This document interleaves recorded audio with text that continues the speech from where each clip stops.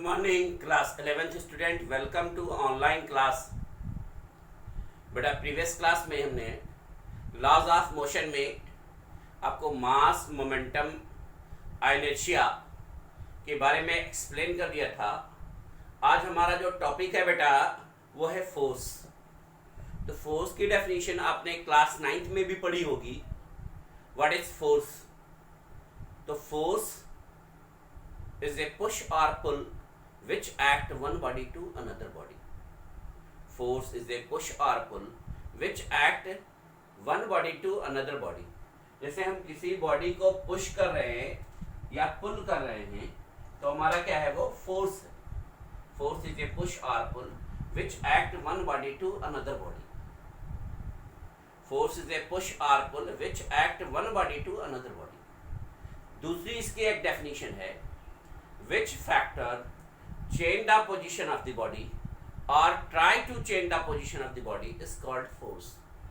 Which factor change the position of the body or try to change the position of the body is called force. ऐसा factor जो किसी body की position को change कर दे या change करने की कोशिश करे, that is called force. ऐसा फैक्टर जो किसी बॉडी की पोजीशन को चेंज कर दे या चेंज करने की कोशिश करे, ऐसे फैक्टर को हम फोर्स कहते हैं। ऐसा फैक्टर जो किसी बॉडी की पोजीशन को चेंज कर दे या चेंज करने की कोशिश करे, फोर्स कहते हैं। फोर्स जैसे मान लीजिए मार्कर है, तो मार्कर हमारे पॉकेट में है, फिर हमने इसको हैंड में ले आए, फिर हैंड से फिर पॉकेट में कर दिया, तो इसकी पोजीशन को हम क्या कर रहे हैं, चेंज कर रहे हैं। यानी इस पर हम क्या लगा रहे हैं, फोर्स लगा रहे हैं। फोर्स इसकी बॉडी की पोजीशन को चेंज कर। अब ये वाल है, वाल पर हम फोर्स लगा रहे हैं, इसकी पोजीशन नहीं चेंज हो रही है। यहाँ पर क्या होगा, try to change the position of the body, try to change the position of the body. तो which factor change the position of the body और try to change the position of the body is called force. It is denoted by capital F. Force को capital F से denote करते हैं। इसकी SI unit बेटा,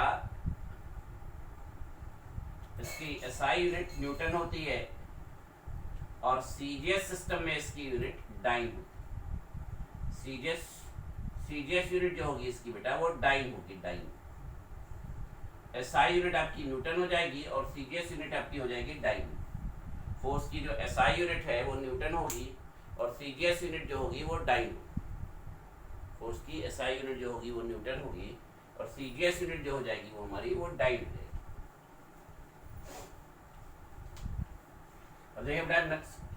Newton ने laws of motion के 3 नियम दिए थे। Newton's laws of motion, Newton's laws of motion,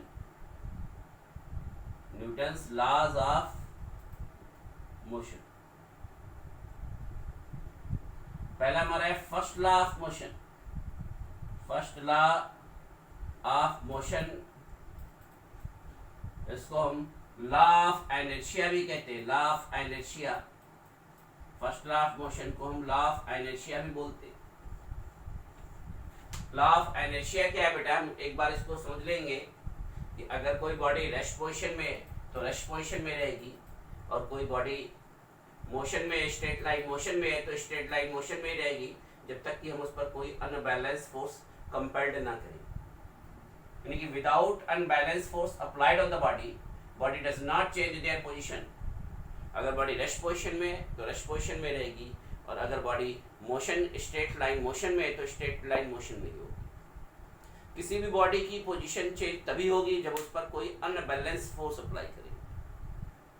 अगर बैलेंस फोर्स अप्लाई करते हैं तब भी बॉडी पोजीशन को चेंज नहीं करेगी, क्योंकि बैलेंस फोर्स का नेट फोर्स 0 होता है। तो जब हम किसी बॉडी पर कोई अनबैलेंस फोर्स अप्लाई करते हैं तो बॉडी अपनी पोजीशन को चेंज करती है। अब मार्कर हमारे पॉकेट में है तो पॉकेट में ही रहेगा जब तक कि हम फोर्स अप्लाई करके उसकी पोजीशन को चेंज ना करें। या आप यूनिफॉर्म मोशन कर रहे हैं, आप बाइसिकल मूव कर रहे हैं, साइकिल चला रहे हैं, आप बाइक चला रहे हैं, तो जब तक आप ब्रेक नहीं लगाएंगे, जब तक आप उसको रोकेंगे नहीं, तब तक वो नहीं रुकेगी। वो यूनिफॉर्म मोशन में है, वो रेस्ट पोजीशन में तभी आएगी जब उस पर आप फोर्स लगाएंगे। आप ब्रेक पर फोर्स लगाएंगे, आप साइकिल चला रहे हैं, बाइसिकल ड्राइव कर रहे हैं तो ब्रेक पर आप फोर्स लगाएंगे, तब आपकी साइकिल रुकेगी। जब ब्रेक पर आप फोर्स नहीं लगाएंगे तो आपकी साइकिल नहीं रुकेगी। जब तक हम उस पर कोई एक्सटर्नल फोर्स अप्लाई नहीं करेंगे बॉडी अपनी पोजीशन को चेंज नहीं करेगी। ये हमारा है फर्स्ट लॉ ऑफ मोशन या लॉ ऑफ इनर्शिया। किसी भी बॉडी पर जब तक हम कोई अनबैलेंस फोर्स अप्लाई नहीं करते बॉडी अपनी पोजीशन को चेंज नहीं करती। किसी भी बॉडी पर जब तक हम अनबैलेंस फोर्स अप्लाई नहीं करते तो बॉडी अपनी पोजीशन को चेंज नहीं करती। दूसरा हमारा है second law of motion. Second law of motion, Newton second law of motion. According to Newton's second law of motion, the external unbalanced force applied on the body, F for force, is directly proportional to the rate of change of momentum. Momentum को बेटा P से denote करते हैं, change of momentum delta P होगा और time interval delta T हो जाएगा। किसी बॉडी पर अगर हम फोर्स अप्लाई नहीं करेंगे तो मोमेंटम चेंज नहीं होगा। किसी बॉडी पर हम फोर्स अप्लाई करेंगे तो मोमेंटम चेंज होगा। तो जो एक्सटर्नल अनबैलेंस फोर्स है वो rate of change of momentum के डायरेक्टली प्रोपोर्शनल होगा। एक्सटर्नल अनबैलेंस फोर्स जो है वो rate of change of momentum के डायरेक्टली प्रोपोर्शनल होगा। और इस प्रोपोर्शनलिटी को इक्वलिटीज में चेंज कर लेंगे तो कांस्टेंट ले लेंगे, F इज इक्वल टू के delta P by delta T, यानी कि F इज इक्वल टू के M delta V upon delta T। अब ये delta V upon delta T हमारा एक्सेलरेशन हो जाएगा। देन हमारा हो जाएगा F इज इक्वल टू के MA, के की वैल्यू 1 हो जाएगी। देन हमारा F is equal to MA हो जाएगा, यानी कि फोर्स इज इक्वल टू हमारा मास इनटू एक्सेलरेशन होगा। फोर्स इज इक्वल टू हमारा क्या हो जाएगा, mass into acceleration. The applied force on the body is equal to the product of mass and acceleration. The applied force on the body is equal to the product of mass and acceleration, यानी F is equal to हमारा MA होगा। इसी फार्मूले से आप इसकी unit अगर calculate करेंगे तो मास की यूनिट किलोग्राम, एक्सेलरेशन हमारा मीटर पर सेकंड स्क्वायर, देन ये हमारा हो जाएगा न्यूटन। यानी कि 1 इन न्यूटन जो होगा बेटा हमारा 1 इन न्यूटन वो 1 किलोग्राम मीटर पर सेकेंड स्क्वायर के इक्वल होगा। और 1 जो डाइन होगा 1 डाइन वो 1 gram centimetre per second square के इक्वल होगा। तो एक बार फिर से समझ लेंगे, according to Newton second law of motion the force applied on the body is directly proportional to the rate of change of momentum।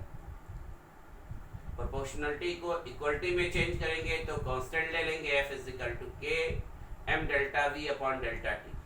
और ये जो change in velocity per unit time है ये हमारा एक्सेलरेशन है। और ये जो प्रोपोर्शनलिटी के है इसकी वैल्यू 1। तो बेटा हमने आपको आज फोर्स और Newton first law of motion और Newton second law of motion के बारे में एक्सप्लेन कर दिया है। इसको क्लास वर्क कॉपी अपनी नोट कॉपी में राइट डाउन कर लेंगे और इस पर बेस्ड न्यूमेरिकल क्वेश्चन सॉल्व करेंगे। Thank you.